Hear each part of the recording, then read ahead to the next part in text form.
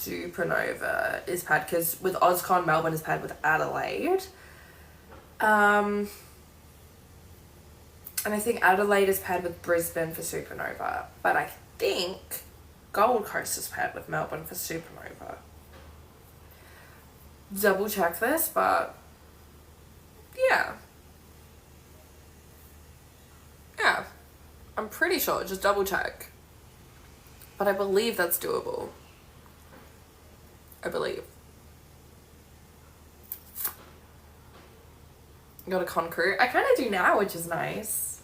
Oh, might be. No, you're fine. I speak a lot and very quickly, but again, double check this, Google this. I've never gone to like Queensland cons, but like I'm so sure that I think Gold Coast is usually the weekend before or after Melbourne. Usually. Because Taylor Swift. I wish. Are we okay if I read a chapter? All of the chapters today are very short, but are we okay if I jump in and read one?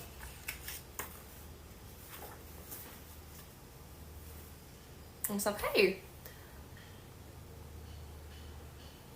Hi, hello. You Taylor Swift. I wish.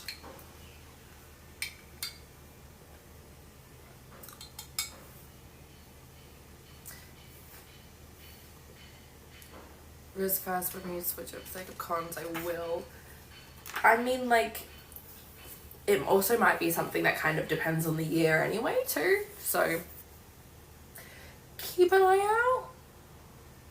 But anyway, chapter 13. We look for dead stuff at the farmer's market. Grover was thrilled. Blanche is coming? He patted his goat horns as if to make sure they weren't crooked. Do I look okay? He wore cargo shorts with tennis shoes over his hooves. Just enough of a disguise so humans would think, that kid needs to shave his legs, and not, that kid is half goat.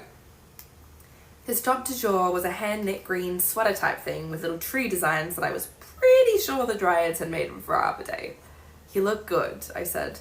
Besides, Grover, Annabelle chided, this is Blanche. It's not like she's your girlfriend. Grover had a girlfriend, Juniper, who would not have been pleased to see Grover acting so flustered. No, I know. He blushed to the roots of his goatee. It's just that she's such an artiste. Not this again, I muttered. She's so cool. Are we talking about the same Blanche? I asked. Both of you, hush. Annabeth peered down Broadway. Here she comes now.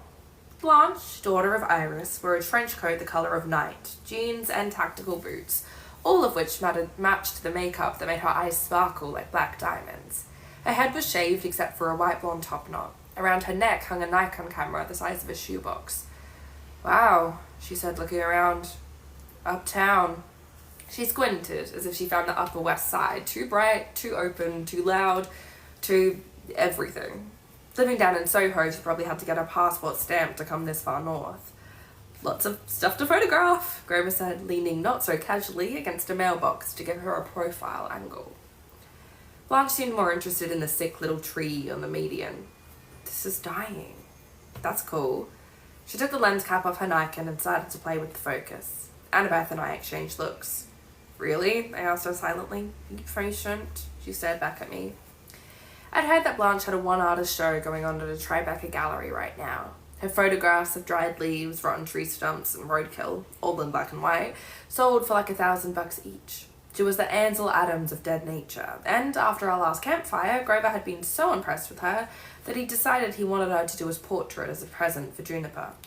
What happened at our last campfire, you ask? Ghost stories. It was a tradition.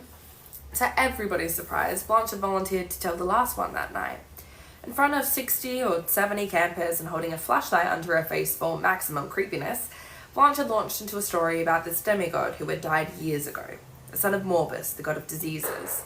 Supposedly, nobody liked this kid at camp because, well, diseases. Eventually, he had wasted away from some terrible plague, but before he died, he laid a curse on the camp so that anyone who walked over his grave would lose all their colour, develop a painful, rotting sickness, then crumble to nothing. The campers had burned his body and scattered his ashes, trying to avoid the curse. But it didn't matter, Blanche had told us, because the place where he was buried still counted as his gravesite. And that gravesite is right here. Then she turned her flashlight on us. We looked around, startled and half blind, and realised that all our colours had faded. The entire crowd had turned to monochrome like old black and white cartoons. There was screaming, there was crying and running in circles, and that was just me. Some of the other campers really freaked out too, which is not good when you're in a crowd of kids armed with swords. Meanwhile, Blanche had snapped pictures of us, the flash in her Nikon making a strobe light effect that only increased the panic. Finally, our activities director, Kyron, managed to restore order.